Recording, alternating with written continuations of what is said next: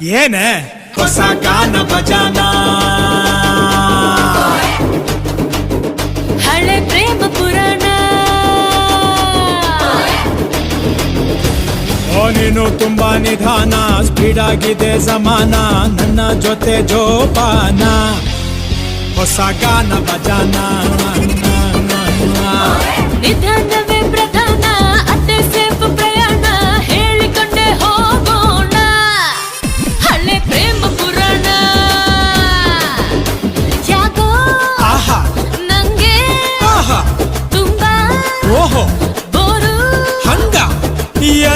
ಎರಡು ಸ್ಟೆಪ್ಪು ಕುಣಿದು ಬಿಡೋಣ ಹೊಸ